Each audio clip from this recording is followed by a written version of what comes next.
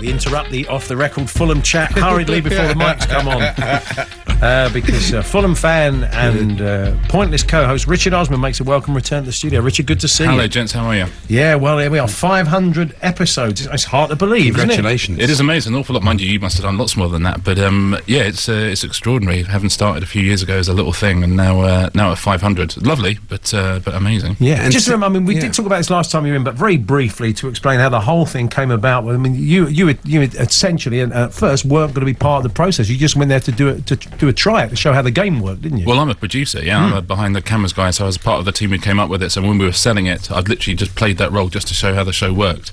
And yeah, they said we need someone like you, and I am someone like me. So, and from that we now find, courtesy of Radio Times, that you are an unlikely sex symbol, which has appalled your 14-year-old daughter. Is that? Do you know what? I've been, because of the 500th show, I've done a little round of things today. So I've been on Lorraine and this morning, and they've been talking about that non-stop. I thought we might be able to avoid that, talk about other things, talk sport, for goodness sake. Exactly. We will come back to that. But it's the power of television, isn't it? I mean, Frank Skinner, our friend, had this theory that it didn't matter what you looked like. If you were on television, suddenly you were sort of incredibly attractive to women. It's weird, that, isn't it? It's like 6 months in the gym. But much easier. Effectively, I don't know so much. And more lucrative. So, well, we're going to come back to Fulham in a moment. So, 500th editions. I was just telling Andy that the jackpot went last night, didn't it? Which means you do your 500th, maybe with not the kind of cash that you would. Well, no, the 500th is a special, so it's £2.5 anyway, and it's the best losers we've ever had on the show. So the people who got through to the jackpot round got incredibly low answers, but hadn't quite won. So we invited 4 of those pairs back. So they're all incredibly good on today's show and incredibly competitive because this is their absolute last chance. So it's a really good episode today. I missed that one where you had the 200 club come back, unfortunately, where that was people who'd managed to get 200 points across the board. That was our worst players, yeah. So we thought we can't do that. No one's ever scored 500 points, so we had to change it for this one. I think one of the joys of the programme, as well as people doing well or doing badly or whatever, and your humour and all that, is the fact that when you get a very, very obvious answer and not everybody gets it. And there were a couple of weeks back, there was one, I think it was on the celebrity one, and it was about Roman names for modern towns, or, you know, the ancient name, and Londinium came up, and obviously you had to say it was London, and 97% of people got it, but there were 3% of British people didn't realise Londinium was London. You think, you always get like one person doesn't recognise the Queen and stuff like that. We had a picture of Kenny Dalglish up the other day, which someone said, it's Bobby Dalglish. It's Bobby Dalglish. I think, no, don't call him that. Yeah. Yes, it was somebody. Anders Oosterhuizen was John Oosterhuizen. I can't remember who it was. He was absolutely certain it was John. Yeah. You have to break people's hearts sometimes. It's difficult. Some of these specialist subjects, for example, last night they came up, and I think it was football or places, and then when it got to the final, Scandinavian theatre. Well, we gave them a choice. You always have a choice in that final round. So it'll say things like, it'll say like, do you want pop music, do you want motor racing, or do you want Scandinavian theatre? We always put that. It's quite funny. It's quite a funny thing to have. And the guy just goes, yeah, Scandinavian 30. You think, oh my goodness, so I've got my bits of paper. I think I've either put that at the bottom because I'm assuming no one's going to go for it. And then he aced it. He did. Absolutely. It was the plays of Ibsen or something. Exactly, it was Ibsen. The toughest thing is in those, I actually thought that wasn't a bad call because who was it going to be? It was going to be Ibsen or it was going to be Strindberg. That was it, wasn't it? It was going to be probably going to be Ibsen. So if you knew about Ibsen, because normally you look at those things, it'll say something like football. Yeah, and I'd immediately jump to that. But it could be something, an area that I've got a clue about. That's the problem. But quite often you get people who really know their football, but they'll be on with a mate who doesn't know football. You just think, so long as one of you knows, go for it. They'll go, no, we both know a bit about film, don't we? You think, no, don't go for something you both know a bit about. I mean, that's right. I've noticed that you'll hear them, you'll go through their thought process, they'll say, well, I'm quite good. I worked in Hollywood for 10 years, but you don't know anything about it, so we won't go for leading ladies in the film. Let's do Welsh politics. It's exactly right. Neither of them have got a clue, have they? But the place where you most often give away money is on sports lists, because if you're a sports fan, you know everything, but most people don't care. So if you've got a golf question, Ryder Cup players or winners of certain majors, or if you've got a tennis question, there's some big answers which are pointless answers. You see time and time again, if you really know your sport and you're lucky enough that it comes up, that's where to win the money. Richard Osman is with us, co-host of Pointless, 500th edition tonight, 5:15 on BBC One. We're going to talk more in a moment, talk a bit of Fulham and more, but Jack Bannister, we're going to return to Jack because it's the game between South Africa and India in the ICC Champions Trophy. There's been another wicket, Jack. 260 for 5, India. We're in the 42nd over. Richard Osman with us in the studio. Thanks very much, Jack. We'll go back to Jack a little bit later on. This is coming from Martin. He says, can you ask Richard whether he devises the questions? Some I do. We've got a big team. It's quite hard doing those questions on Pointless because they've got so many answers because they're big lists. So we've got a team of 8 people, all of whom are absolutely brilliant. And, you know, they'll bring stuff along. So I'll suggest questions every now and again. But it's an incredible team of people who do it. And you did tell us last time, is it how many do you do a day? It's quite a lot, isn't it? We do 4, sometimes we do 3. If we have to do a celebrity one, we only do 3 because they take about twice as long because celebrities won't shut up and they won't play the game properly and all of that. They have terrible demands. But normally we do 4 a day, which is it can be quite tiring, but it's all right. The celebrity ones are still going strong. You've got more of those in the bank, have you? Yeah, we filmed about 20 more of those, I think, which are going to go out on Saturday evenings. They keep showing repeats of them at the moment. They keep showing them from sort of 4 years ago. And you think every time I turn on, I'm watching, it's me and the Chuckle Brothers. I've seen that one. It's good. That's sort of how I feel today, actually, in some ways. Well, of course. And like the Chuckle Brothers, there's a massive disparity in their height. I never knew that until they were standing together on Pointless. I always thought they were about the same size, but they're not, aren't they? One is much bigger than the other. Yeah, that's where a lot of the comedy comes from. Oh, is it? There is disparity. Someone was telling me they met a Chuckle sister the other day. Really? Yeah, really? genuinely, one of their sisters. She's kind of like Zeppo. She never got involved in the yeah, act. exactly. She just writes a lot of their stuff. Yeah. There was a sort of, I wouldn't say scandal, but there was a story about in the typical Sunday paper. We loved that headline, didn't we? It was, well, it wasn't so much the headline, it was the follow-up. But apparently there were stories that Barry had met a young lady and sort of followed up that meeting with another. And the Sun at the time were wondering whether this had happened before, and they had a little phone number there, and it said, have you ever got near the knuckle with Chuckle? call this number. Oh dear. Yeah, I know. I don't know if anybody to called me, it. to you, It was very well behaved. He was very well behaved on our show, I have to say. Yes, that's fair enough. So who have been the best the best players out of the celebrities, would you say then, Richard? The players, you do get some celebs who are super bright. We had Charlie Higson on the other day with Paul Whitehouse. Oh, I saw that one. And you know, he knows what he's doing. I mean, Paul Whitehouse knew nothing, but it was such a joy to have him on because he was so brilliant. But Charlie was great. We just did an EastEnders special. We had Sean Williamson, who was Barry on EastEnders. That hasn't gone out, that one, but he's very, very bright. I always like my favourite people. We've had him on twice now. Is Keith Harrison Orville? Yes. Because the key thing in Pointless is you're not allowed to confer at any point. So you've got the two of them, and it just always, we never refer to the fact that one of them's a puppet. Event Act special would be good, wouldn't it? Really? Yeah, that would be. Paul Ross has been on. Paul Ross and John Thompson. Yeah, they were very good. But they've done well in other quizzes. Yeah. They were quite cocky, though, weren't they? They thought they were going to win it, and they were right. Well, they were. So tonight, 5:15, it goes out. 5:15, yeah, the 500th episode, and then it goes on forever and ever after that as well. We've done a few more than 500. You've got a lot more in the bank, which is good. We were talking about the trophy. We'll come back and talk. We're going to talk a bit of Fulham. Yeah. Okay. Very, very shortly. Richard Osman with us in the studio. Hi, I'm Gary Oldman, and you're listening to Hawksbee and Jacobs on talkSPORT. Oh, they've all been in. Joe Frazier. Oh, yeah.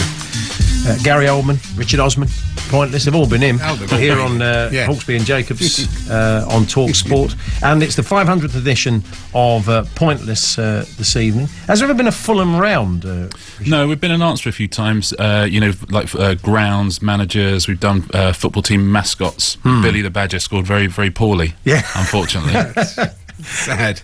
You've signed a new goalkeeper today. Martin Stecklenburg, a good keeper. Yeah, very excited about that. Properly good keeper as well, and signed him fairly cheaply, which is great news. We've had a brilliant close season already because we had a terrible January transfer window. Is the truth, and I think we got really unlucky with a few people, and you could see us holding on towards the end of the year because we hadn't replaced anyone. And immediately we got Boateng, who we tried to get in January. Immediately we got Stecklenburg, who we tried to get in January. We've got Amor Bielta, the central defender. So I genuinely think it's looking terrific for them this year. If we can get a nice midfielder, maybe Huddleston, someone like that. Yeah, do you fancy Huddleston?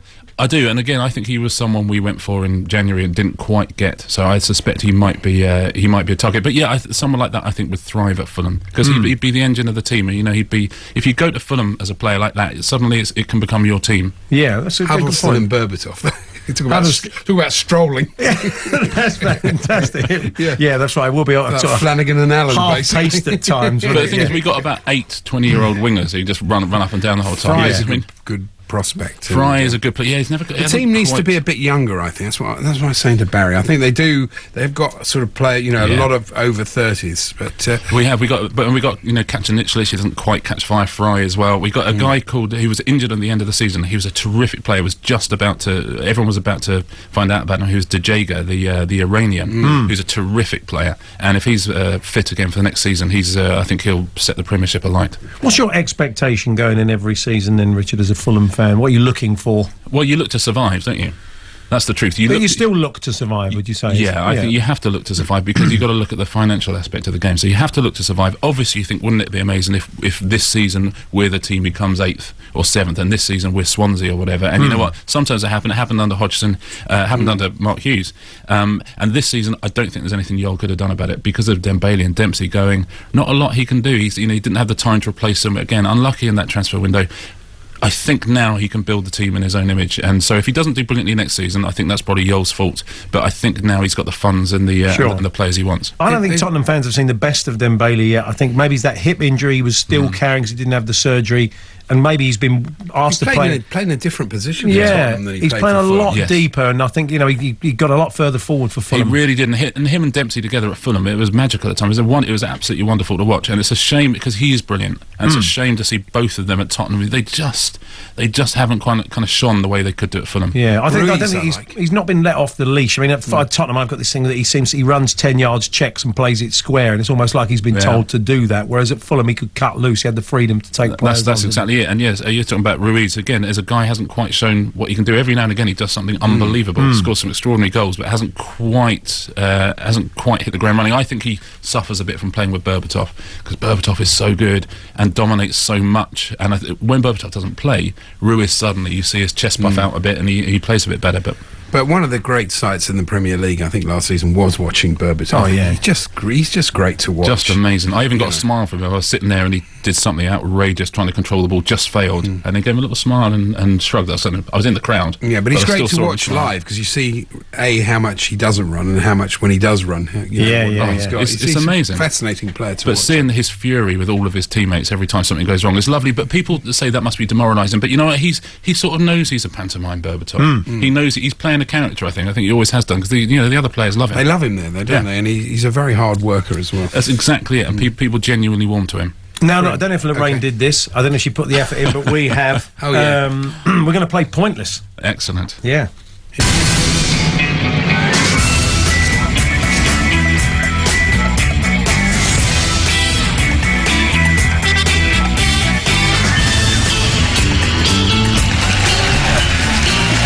Producer's worked on this. He doesn't want us to speak over it. Yeah. We can't. This is basically this is his cup final. Oh, that music has such an effect on me. Yeah. See, now we never get to rehearse anything on this show. It's all very much. I know the feeling. Yes. So if it all goes horribly wrong, don't worry about it. Okay, we're going to play Pointless. We're going to cut straight. Am I being Zander, you're being Richard? You can be Zander. Yeah. Okay. You can be incredibly nice, even at the very worst, terrible answers. Lovely to see you here, Richard. I'm so happy you're with us. People always say, "Why does Zander always call people brilliant contestants?" He's lovely, and I go, "Well, because he's a really nice man. Why wouldn't you? He's like really, but I'm friendly. Not. So, but I'm still going to do it. It's harder for me. This is your chance. This is your chance to tell us what he's like when the cameras stop rolling. There's only us three. He is a terrible man. No, he's fine. He's fine. If he hasn't been drinking, he's fine. Oh well. Look, what we've decided, we're going to cut straight to the final, and as you said, you always have a choice of. So these are your choices: post-war Fulham managers. You can have post-war Fulham managers, post-war Fulham managers, or indeed post-war Fulham managers, or managers since the war. Since the war, managed Fulham. So can we interest you in any of those? Temporary and not caretaker managers. That's difficult. It's hard. Oh, okay. Okay. And you've got to come up with a point. Yeah, we'll go with post-war Fulham man. I'm not going to come up with a pointless one. Yeah, well, we gave 100 people 100 seconds to name as many post-war Fulham managers, not including temporary and caretaker managers, as they could. And we're going to, as it's the final, we're going to let you come up with 3, Richard, and obviously give us your thoughts on that. Some of the low do your thinking out loud, Richard. So we know. so we get. I've said that a few times before. God, my You're knowledge... doing brilliantly, by the way. Thank you. Yeah, that's very good. You're an excellent contestant. See, I'm terrible on Fulham. I'm terrible on Fulham pre sort of 1985, really. Well, that's okay. That may not affect you here. So that's you got Sanchez's and Coleman and trying to think who was. God, do you know what? Quite often when the show comes on, you can see people go completely blank. I got one. When we were doing it in the office. I know. Well, I know hundreds of them. Seat. You're not on Pointless. At least we know it hasn't been fixed. Yeah. We would have a trophy for you, but we put it on eBay, unfortunately. Yeah, that's right. We got 150 quid for it, though, so, money in the bank. It is extraordinary when you could buy a Pointless trophy. Anyone's supposed to be thinking, stop trying to distract me. Yeah. Sorry. Okay, give him a second. Let's give Richard a second. Is he trying to think of when he posted? No, I 60 can't. seconds, really. You're going to go. I have to go for obvious ones. Go on then. Let's see if you could be right. That's the nature of the game, as we all know, of course. Okay, Sometimes give us three. The more obvious ones, you'll be surprised. Oh God. Well, I go. No one's going to have forgotten that Keegan was the manager. Okay. This is awful. I'm trying to think of the League Two and League One. That's awful. Well, I'll go with Keegan, Sanchez, and Coleman. Okay, he's gone with Keegan. Coleman. Which one of those? You can see roughly when I started supporting Fulham. Which one of those do you think is more likely to be pointless? Well, maybe Sanchez. Okay, we'll go with Sanchez. Well, let's find out. Put that last. Oh, you're good. It's very slick. You're going to put that last. So, if there's any TV quiz show producers listening, you're much better than Zander. Oh yeah, brilliant. So, which one are you expecting that most people would have got right? People will remember Keegan. I think they will remember Keegan. Well, let's find out, shall we? Is Kevin Keegan a pointless answer? That's right.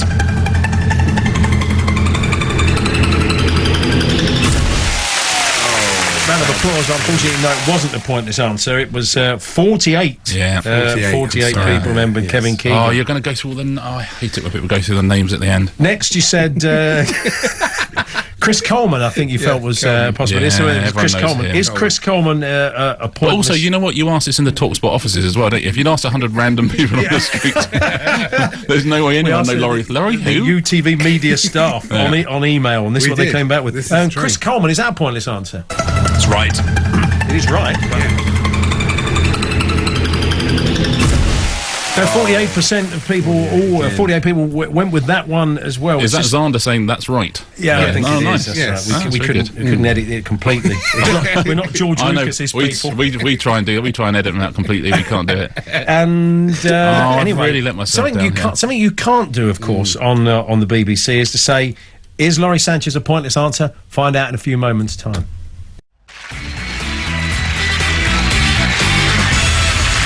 Yes, welcome back to Pointless. Actually, Hawksbee and Jacobs, but Richard Osman, co-host of Pointless. 500th edition tonight, the excellent show, 5:15 on BBC One. We're playing Pointless. Richard has tried to Kevin Keegan and Chris Coleman. We asked 100 people. We gave them 100 people, 100 seconds, name as many post-war Fulham managers as they could. Richard has one more chance of getting a pointless answer. Laurie Sanchez. Was Laurie Sanchez a pointless answer? That's right.